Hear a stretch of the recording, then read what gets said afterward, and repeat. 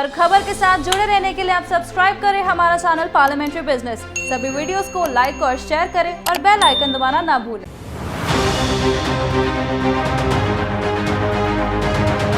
Supreme court ने PM cares fund को NDRF में ट्रांसफर करने की मांग को खारिज कर दिया है। सुप्रीम कोर्ट के इस फैसले का स्वागत करते हुए केंद्रीय कानून मंत्री रविशंकर प्रसाद ने कहा कि PM cares fund public trust है और इसके हेड प्रधानमंत्री हैं और अब तक पीएम केयर्स फंड से कोरोना की लड़ाई में 3100 करोड़ रुपए की मदद दी जा चुकी है।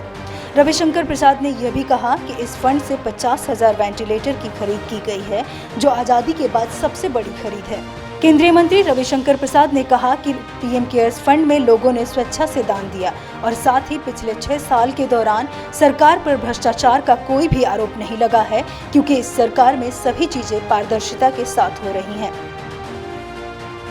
राहुल गांधी पर निशाना साधते हुए रविशंकर प्रसाद ने कहा कि राहुल गांधी ने पहले दिन से कोरोना के खिलाफ लड़ाई में देश को कमजोर करने की कोशिश की है। रविशंकर प्रसाद ने कहा कि पीएम ने डॉक्टर, नर्स और कोविड की लड़ाई लड़ने वाले के लिए ताली और थाली बजाने की बात कही तो राहुल गांधी ने कहा कि क्यों बजा रहे हो। पूरे देश ने पीएम के कहने पर कोरोना के खिलाफ आशा का दिया जलाया तो राहुल ने कहा कि क्यों जला रहे हो। राहुल ने कोरोना की लड़ाई को कमजोर करने में कोई कसर नहीं छोड़ी। आज सुप्रीम कोर्ट का फैसला आया है जिसमें पीएम केयर फंड को एनडीआरएफ में ट्रांसफर करने का एक प्ली हुआ था और यह बार बार विरोध किया गया था कि पीएम केयर्स को मिला दिया जाए। सुप्रीम कोर्ट ने लंबी बहस सुनी थी, उसमें कई ऐसे वकील लोग भी थे जो प्रामाणिक रूप से मोदी सरकार के कई विरोध के केस करते रहते हैं, ये उनका विवेक है। आज सुप्रीम कोर्ट ने अपने रिजर्व जजमेंट को सुनाया है और मैं इसके एक पैराग्राफ को पढ़ना चाहता हूं। There is no statutory prohibition on contributions made to NDRF and the contribution to PM Care Fund are voluntary. Funds collected by PM Care Fund are entirely different and these funds are funds of charitable trust. This fund need not be transferred. उन्होंने इसको dismiss कर दिया है। बाकी judgement विस्तार की बात है, उसमें नहीं जाऊंगा। एक बहुत महत्वपूर्ण बात जानना चाहिए कि पीएम केयर फंड से अब तक 3,100 करोड़ रुपए दिए गए हैं कोरोना की लड़ाई में, जिसमें 2,000 करोड़ सिर्फ वेंटिलेटर के लिए दिए गए। और आज देश को बताते हुए आप सबों के माध्यम से प्रसन्नता होती है कि 50,000 वेंटिलेटर पीएम केयर फंड के द्वारा दिए गए पैसे से उपलब्ध कराए गए हैं, जो आजादी के बाद के आज तक के इतिहास के हाईएस्ट है। The 50,000 ventilators provided to take care of emergency needs of corona patients is the highest since independence as far as ventilator provisions are concern. लगभग 1,000 करोड़ दिए गए हैं राज्यों को, जो हमारे प्रवासी मजदूर आए उनकी व्यवस्था करने के लिए, और लगभग 100 करोड़ रुपए दिए गए हैं कोरोना के खिलाफ वैक्सीन के अनुसंधान में मदद के लिए। तो 3,100 करोड़ की बड़ी राशि कोरोना की लड़ाई के लिए दी गई है। राहुल गांधी ने एक पहले दिन से देश की एकता को कमजोर करने की कोशिश की है कोरोना के खिलाफ लड़ाई में। याद करिए, प्रधानमंत्री जी ने कहा था कि देश के doctor, nurses, paramedic staff, ambulance driver, सफाई कर्मचारी, पुलिस, मीडिया, इनके पक्ष में ताली बजाया जाए। याद होगा आपको,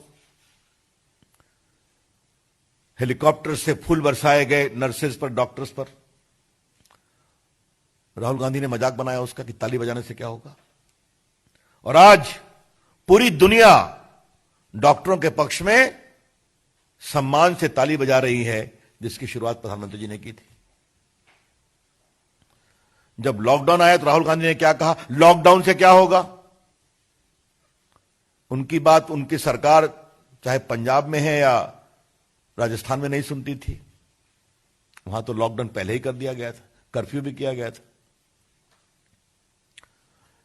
जब प्रधानमंत्री जी ने कहा कि पूरा देश में आशा के लिए दिया जलाए, मोमबत्ती जलाए, तो पूरे भारत ने दिया जलाया, आशा का दिया, संघर्ष, संकल्प और ऊर्जा का दिया।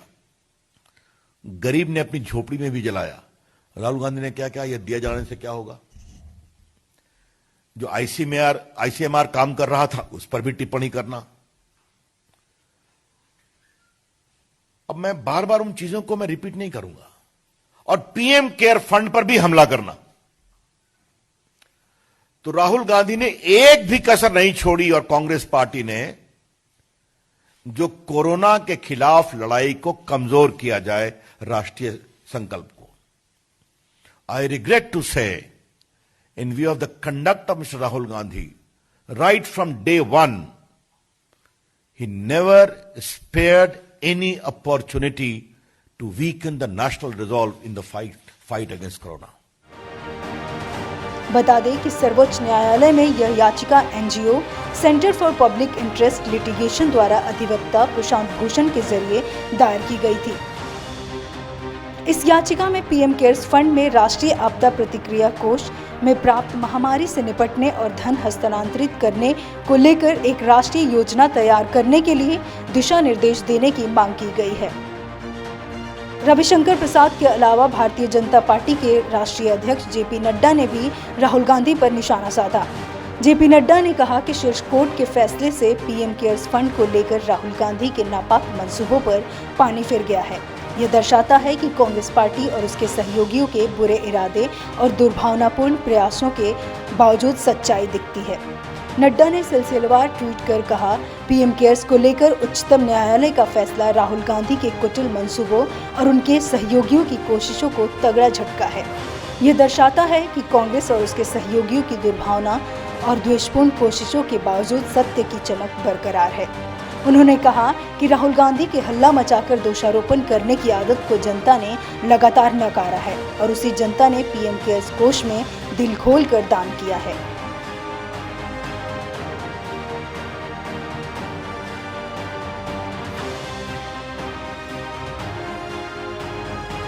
उत्तर प्रदेश के मुख्यमंत्री योगी आदित्यनाथ ने भी कहा, पीएम केयर्स पर राहुल गांधी के द्वारा सवाल उठाया जाना उनकी अपरिपक्वता का उदाहरण था। योगी ने ट्वीट कर कहा, कोरोना महामारी में जनहित की सुरक्षा के दृष्टिगत आदरणीय पीएम श्री जी के नूतन प्रयास पीएम केयर्स का विशिष्ट योगदान रहा है। इस पर सवाल उठाना श्री राहुल गांधी जी की अपरिपक्वता का उदाहरण था। आज माननीय सुप्रीम कोर्ट ने पीएम केयर्स की महत्ता को वैधानिकता प्रदान कर दी। सत्यमेव जयते।